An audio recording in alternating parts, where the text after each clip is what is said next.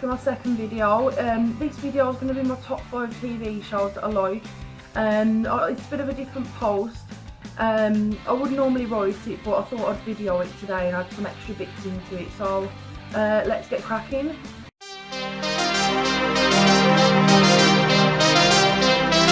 Okay, my number 5, which, you know what, like, none of this is in no order, no specific order. There's like no like top one or, you know, which one I watch the least.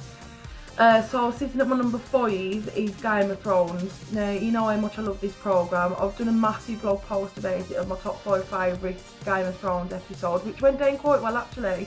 I didn't think it would, but it really, like, a lot of people was really interested in it, which I'm really thankful for. Basically, Game of Thrones is set in, it's a fantasy kind of universe, and it's set in Westeros and Essos. So it follows 4 houses that are constantly in battle for the Iron Throne.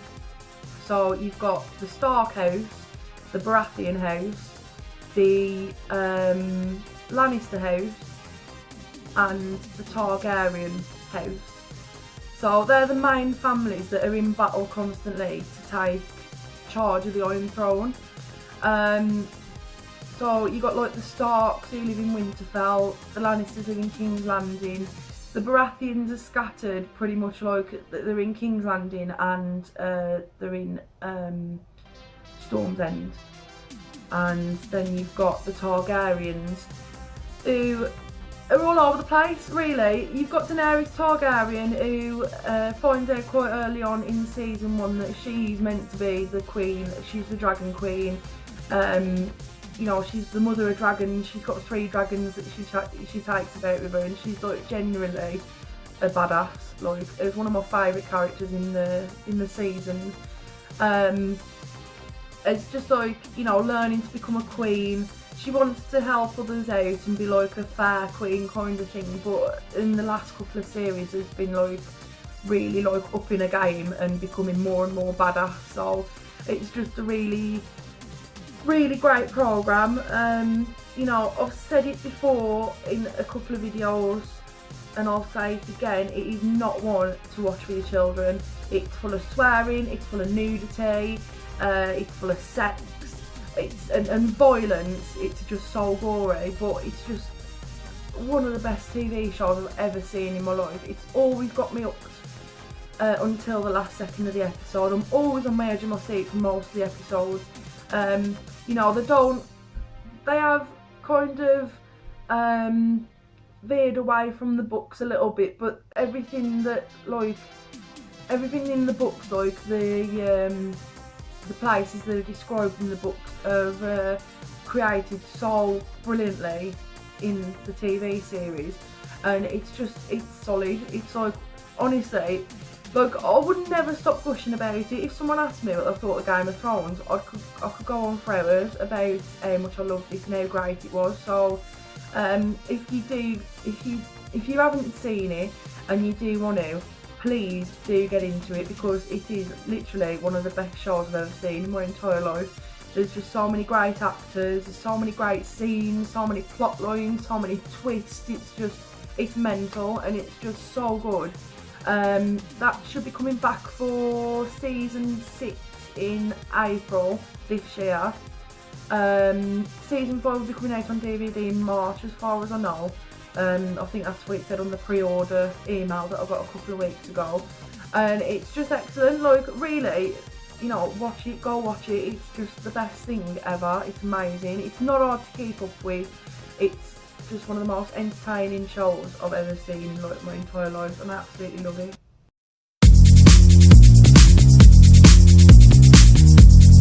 Number 4 on my list is the amazing Orange is the New Black. If you remember, about 3 years ago it burst onto Netflix, and it's done really well since. So it's based on a true story of a woman who went to prison, but she was involved in like a drug ring with her ex-girlfriend. So she goes to prison and finds out that she's in the same prison as her ex-girlfriend, and it starts like she's engaged to be married when she first goes into prison, but things kind of start falling apart in there, and she ends up getting back together with her ex-girlfriend, and her boyfriend, her fiance, kind of breaks things off with her and ends up sleeping with her best mate, which is kind of unacceptable, but you know. But it's just a really great show. There's a lot of really good characters that you can relate to. You know, there's a lot of girl on girl action kind of thing, but it's not crude in that way that some people make it out to be. It's not like, you know, watching a porno, but it's like people going through things that people have been through in their own lives, so it's kind of like you can relate to it kind of thing. And it just tells the story of all the women in prison, and my favourite character is Red, who she's Russian in it, and she's really cool. She's got really cool red hair, and it's like she's basically like the mother hen of all the prison inmates that are there, and she cooks all the dinners for them, and it's just really good. Like there is a few things in that I can relate to, and I just really enjoy watching it. It's actually been renewed for season 4, which I think is going to be back on Netflix this summer. And apparently it's been renewed for another 2 more seasons after that. So hopefully I shouldn't be waiting too long to watch it. I love the book. I love season 1, 2 and 3. So I'm really looking forward to that coming back onto Netflix, so I've got something to watch.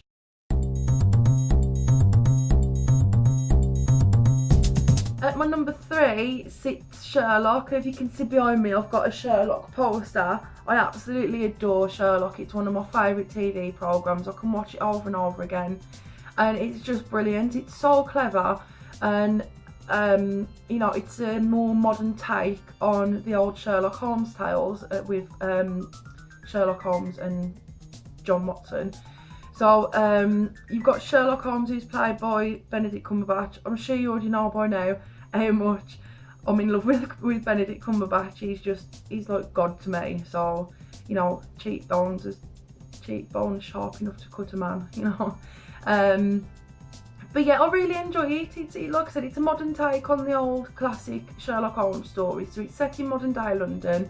Benedict Cumberbatch plays Sherlock Holmes, and Martin Freeman plays Dr. John Watson, and they just basically, you know, get into all kinds of trouble and all kinds of adventures together, and, you know, solving crimes, and like it is really, really clever. Like Sherlock's really clever, and he can, you know, figure out a crime within seconds if he just goes into his mind palace, which I'm sure everybody has got a mind palace, because when I'm trying to think of things, I'll just get lost in mine. So but yeah, season 4 I think is coming next year, which is so annoying because it's been like 2 or 3 years since the last one. I'll be dead by the time they get this new season out, so I'm really excited for that.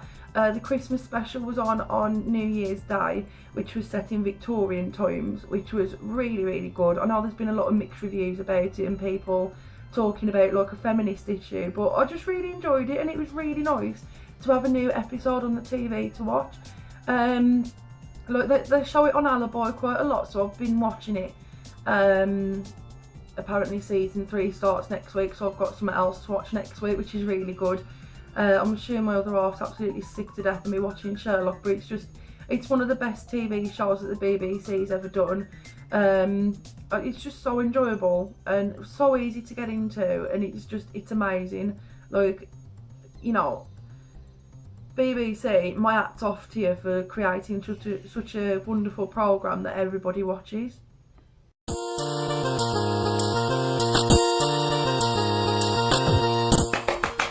At my number 2, you guessed right, it's Friends. This programme has helped me through so many tough times. It's been my go-to programme to watch when I'm ill. It's been my go-to programme to watch when I'm hungover, when I've got my friends over, when, you know, just basically every day there's always some episode of Friends on in my living room that I watch. I'm sure you all know the premise of the series. It's 6 friends who live in New York. They hang out in a coffee shop quite a lot, and it goes through like real life situations, and things that have happened to other people that, again, you can relate to. So you've got Joey, Monica, Ross, Chandler, Rachel and Phoebe. Phoebe's one of my favourite characters because she's just like so wonderfully weird and is just like one of a kind, and I like that kind of person. You know, I love the whole story between Chandler and Monica getting together. I am glad that Ross and Rachel got together in the end. Spoiler alert. It's brilliant. It's so funny, and you know, I watched it for 10 years straight, and I was so upset when it came to the last episode, and it still gets me today when I watch it. So it's on every day on Comedy Central. I haven't got a favourite episode. They're all really good. There's like so many good ones out there, and you know, it kind of created like quite a few cool, like it created quite a few pop culture references. Like in the 90s, girls wanted to have their hair done like Rachel, and the haircut was called the Rachel. You know, it stated it one of the best pickup lines in the world with Joy with his hair. How you doing? So yeah, I just love it, and you know, it did have an effect on my life because it's like you know, I learned so much from Friends, kind of about life, and I love the program. It's like one of my favourite programs in the whole world. It's one that I can watch over and over again. It's easy to watch over and over again. Like, I'd never get sick of it. You know, I watched one before I did this video, so that's how much I watch it, and it's just a brilliant program. It reminds me of growing up, it reminds me of the 90s. It's just, you know, it's one of the best TV programs I've ever watched, and it ran for 10 seasons, and I do think it's one of the most watched TV sitcoms in history. Like, everybody knows Friends. I don't think there's, you know, there isn't that many people who haven't seen it, and you know, those people live under a rock if they haven't seen it. You know, it's like one of the most influential TV programs in American history, I think. So it's just, I love it.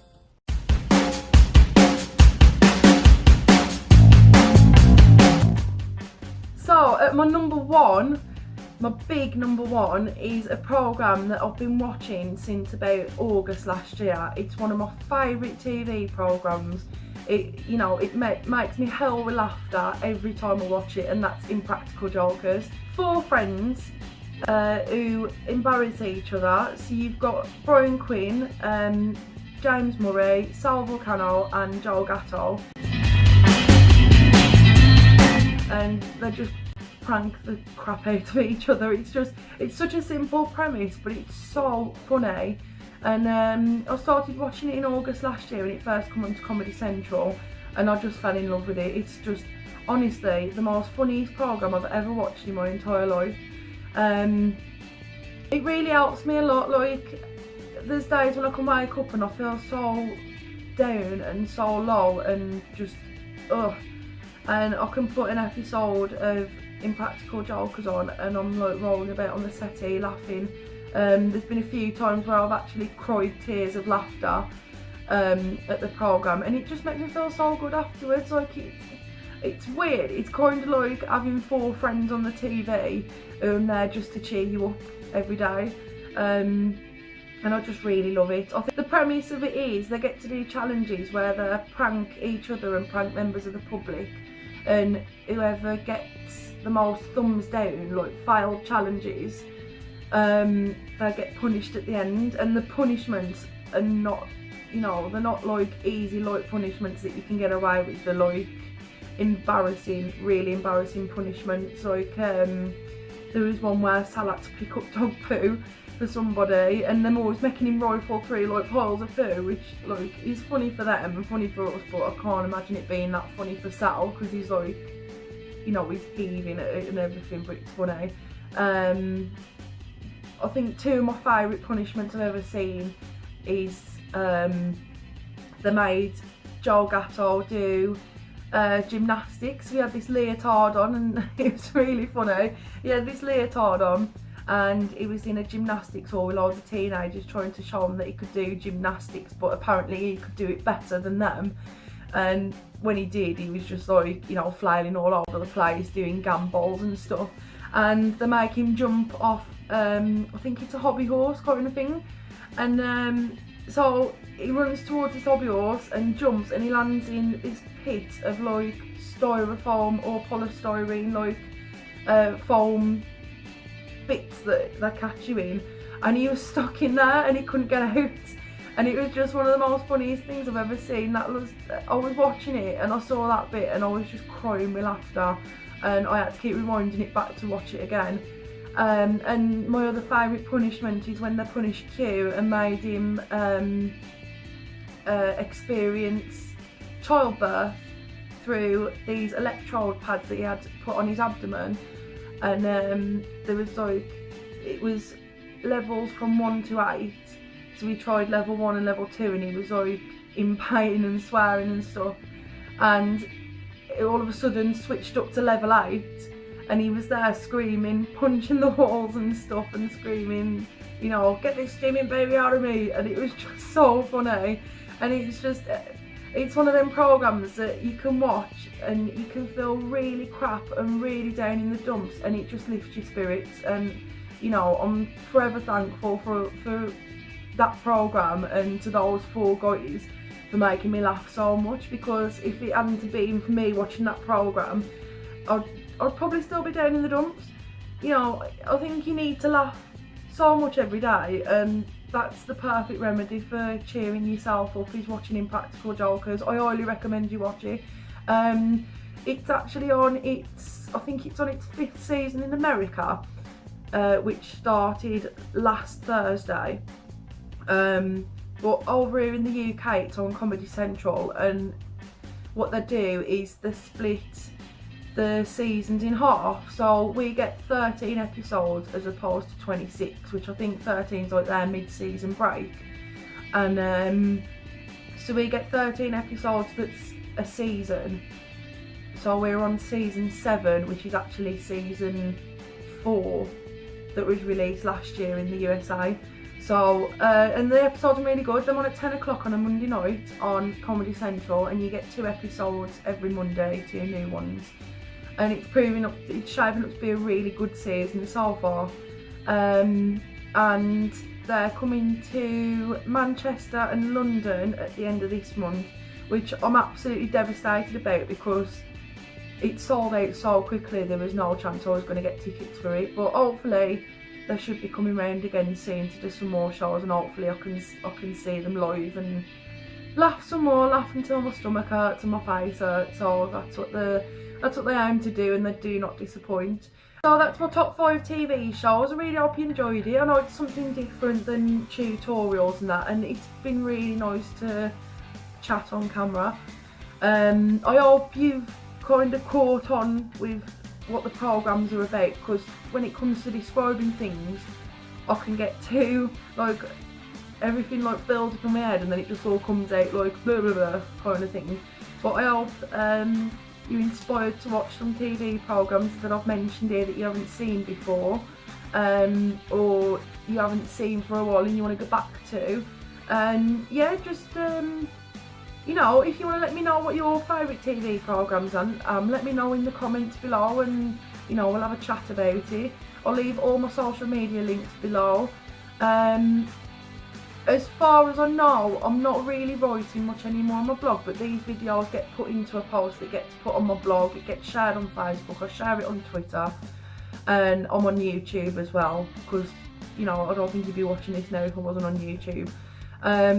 So yeah, if you want to like, comment, subscribe, you know, have a read of my blog, just, you know, stay in touch. And I'll see you next time for a video. Thanks so much for watching. Again, I hope you enjoyed it, and I'll see you soon. Bye!